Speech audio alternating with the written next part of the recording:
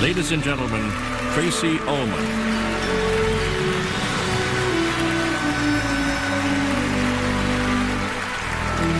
Good evening. I'm here to talk about my friend Meryl Streep, which is a great honor, but it's not easy. I was talking to my daughter Mabel a couple of weeks ago, and she's known Meryl all her life. And I said, Mabel, what shall I say? I said, I know. I'll talk about how amazing she is in her latest movie, Iron Lady, as Margaret Thatcher. Oh, my goodness! I just can't believe how the girl from Jersey became the girl from Grantham. I mean, only you can give this compassionate portrayal of a woman that I just raged against in the 80s. Mabel said, no, don't get political. There's nothing more annoying than an actress getting political. Then I said, then what shall I say? So I've done that. And Mabel said, okay, Mum. Is there anything Meryl's crap at? Do you know, I don't think there is. She can sing, she can dance, she can act, she can cook. She cooks like bloody Julia Child, right? I am officially in awe of you, my dear friend. I mean, you work harder, you give more, and you are the most humble person I know. And actually, there is something you are crap at. Getting all dressed up and having everyone tell you how fabulous you are. But you're Meryl bloody Streep, so you can act like you like it.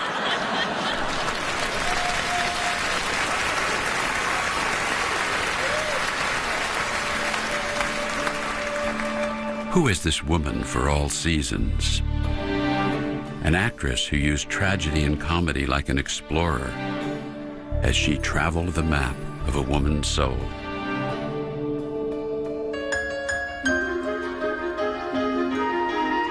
Pretending is not just play. Pretending is imagined possibility. In high school, I wanted to learn how to be appealing.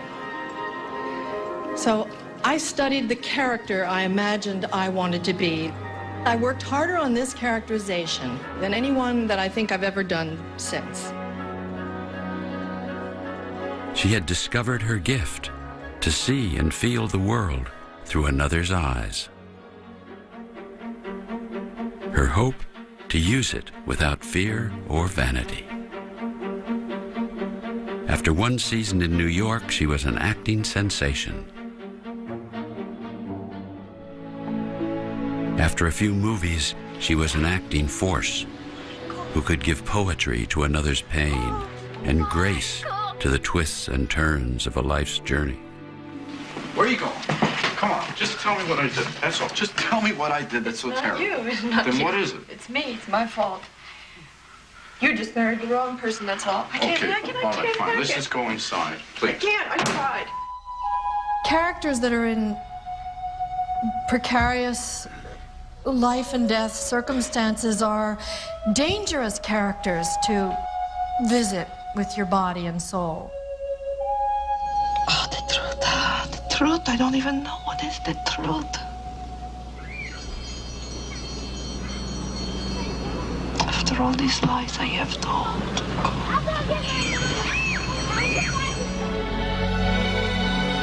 To be an actor is to want to visit those places. The real thing that makes me feel so good is when I know I've said something for a soul. At the age when film actresses were pushed aside, Meryl pulled us back in.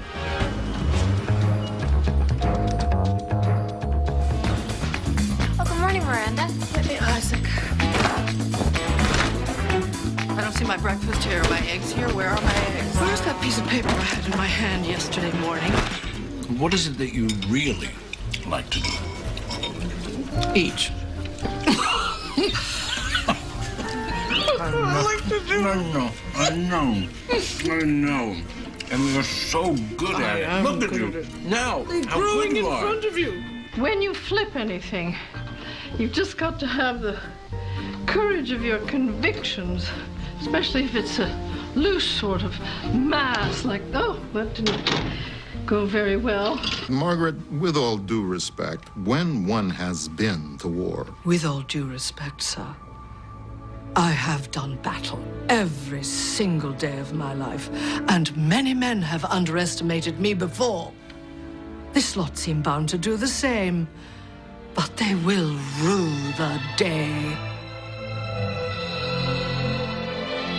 By disappearing into her roles, Meryl Streep has made the world visible to us.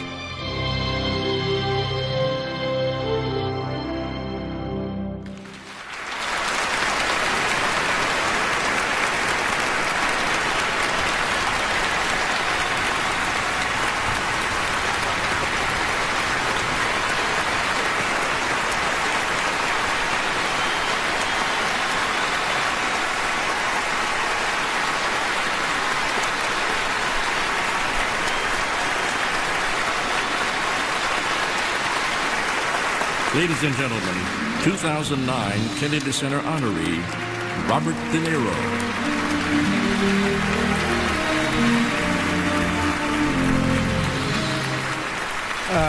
As an actor looking at those moments of Meryl's life, my first thought is, I was amazing in The Deer Hunter.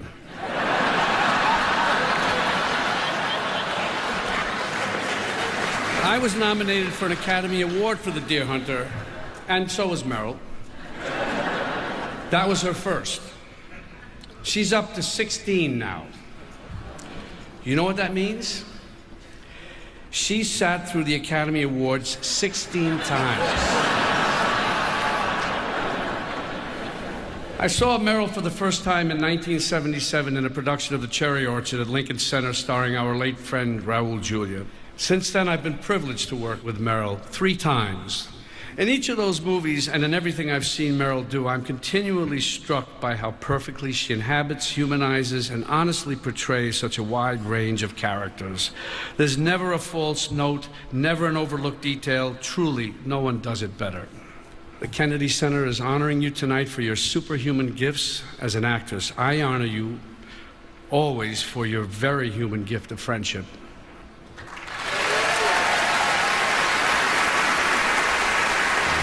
Ladies and gentlemen, 2003 Kennedy Center honoree, Mike Nichols. Dear honoree, like everyone on the stage and in this hall, I love you. Thank you for the memories. We did 4 movies together in a play. She became a different person in each body, soul, and all. We read the script, we talk about it, get on the set. Maybe one like this from Ironweed. I'd step back and then say the magic word, action.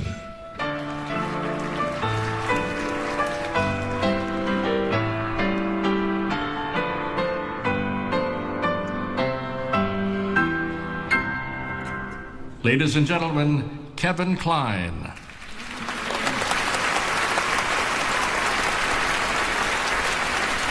Meryl doesn't take shortcuts, and neither in her work nor in her friendship.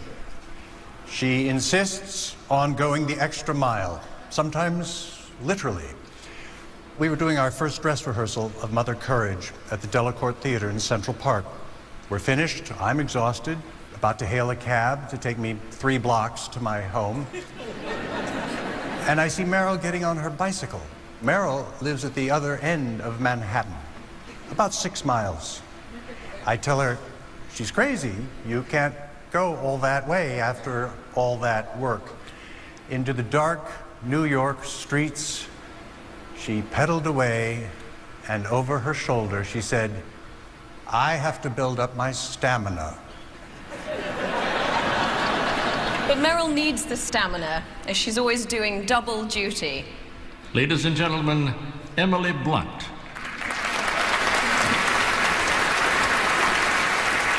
You see, in every scene, she actually has two jobs. The first is her own performance, which is always just breathtaking.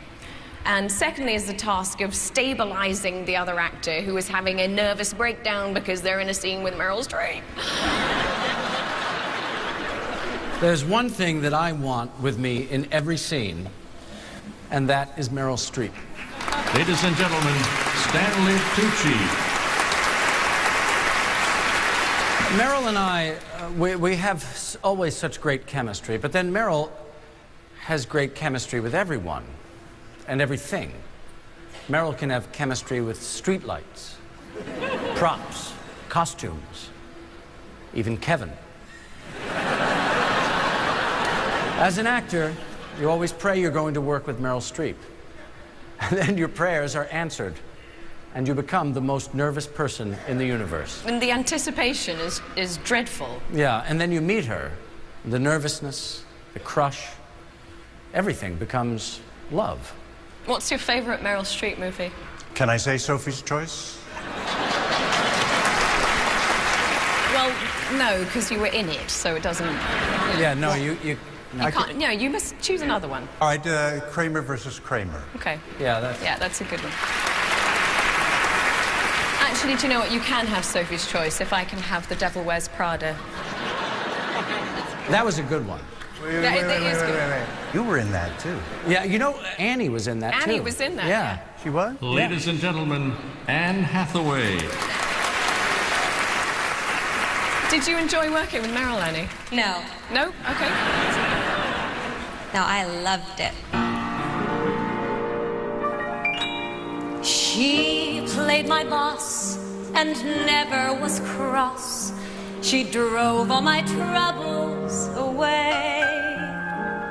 When she's your friend, she's yours to the end, no matter what others may say. She don't tell me how I ought to be. She likes me just as I am. So when I get blue, she's the one I go to. For her heart is as big as a ham.